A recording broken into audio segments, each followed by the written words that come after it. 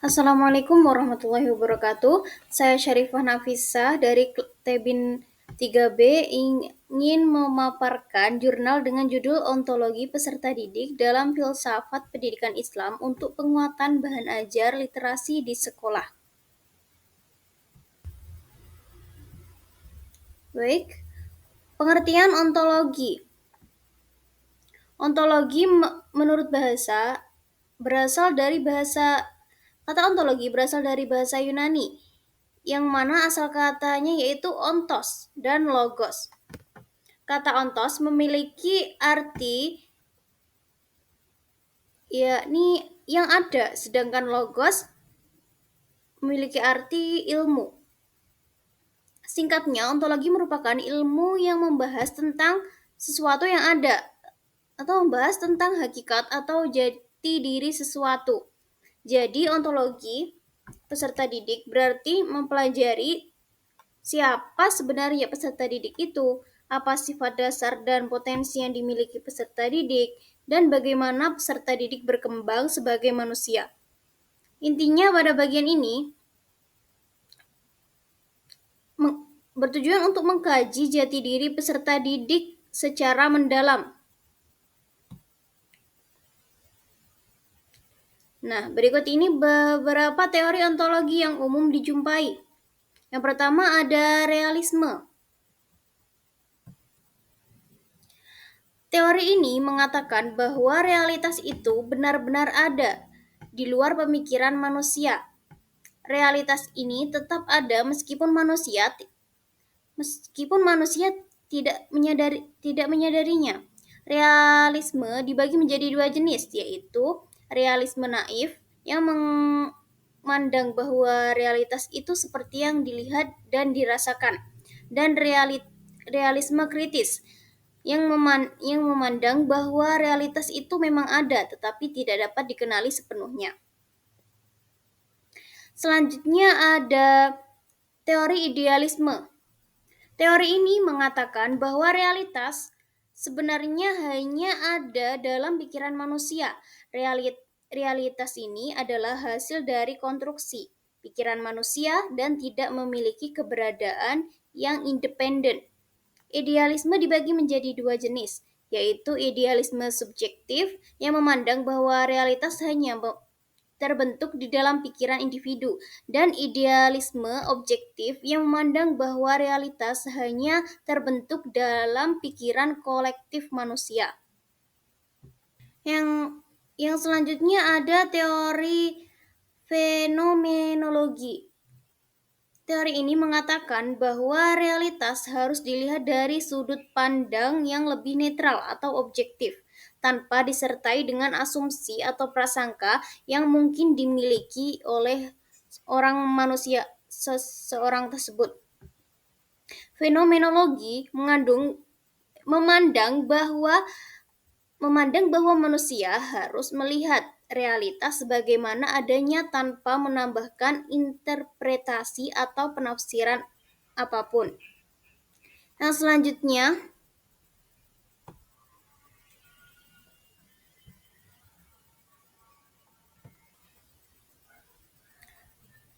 teori selanjutnya ada teori konstruktivisme. Teori ini mengatakan bahwa realitas hanya terbentuk melalui konstruksi sosial dan budaya.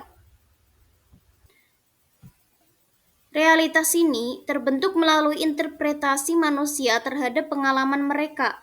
Konstruktivisme memandang bahwa realitas tidak dapat dipisahkan dari konstruksi manusia.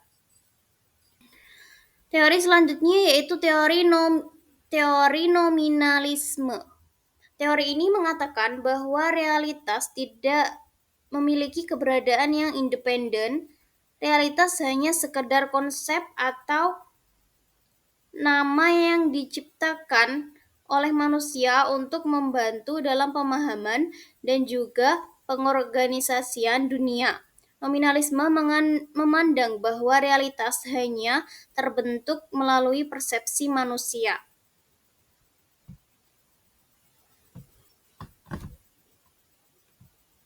Selanjutnya ada implementasi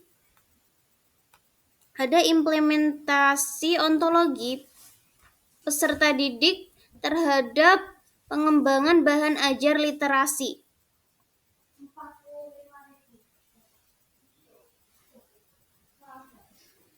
Yang pertama, ada pengembangan karakter.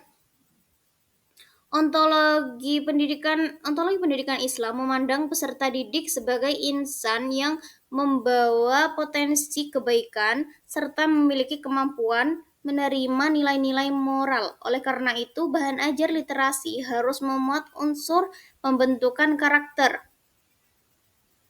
seperti akhlak mulia, seperti sifat jujur, amanah, hormat kepada guru, dan lain sebagainya.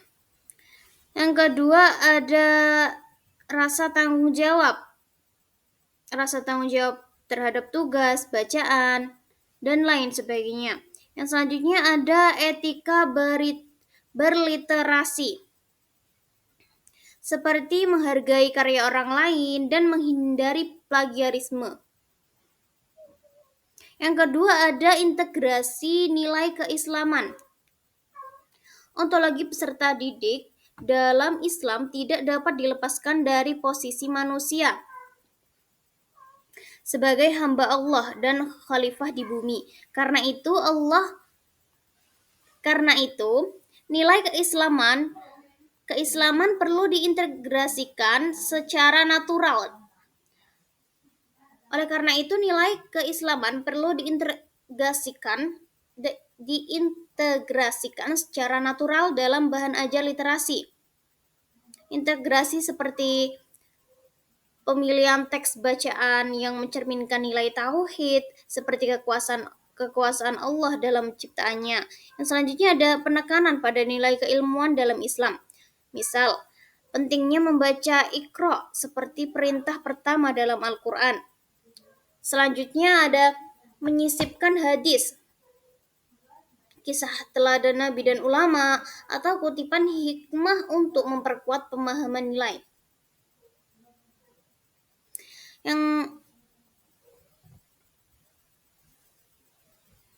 Yang selanjutnya ada penguatan kemampuan berpikir kritis.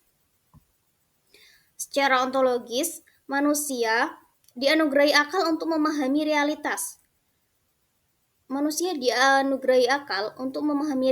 Oleh karena itu, kemampuan berpikir kritis merupakan aspek penting dalam pengembangan bahan ajar.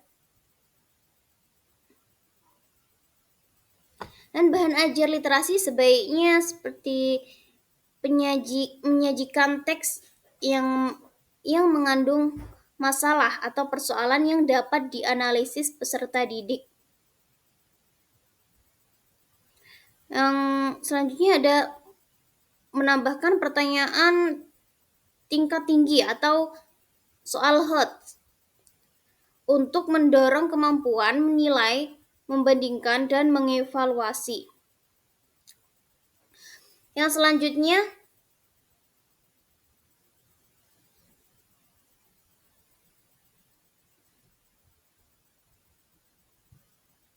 selanjutnya ada pemberdayaan fitrah dan akal. Seperti menulis cerita,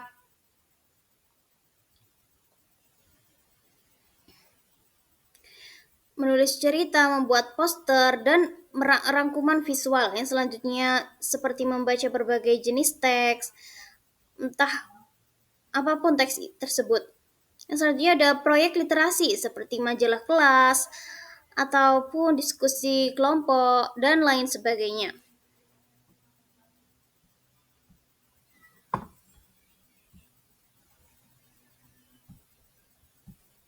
Nah, kesimpulan pada pemaparan kali ini adalah penelitian ini membahas siapa dan bagaimana hakikat peserta didik menurut Islam, lalu hasilnya digunakan untuk membuat bahan ajar literasi di sekolah menjadi lebih baik dan sesuai dengan nilai-nilai dalam Islam.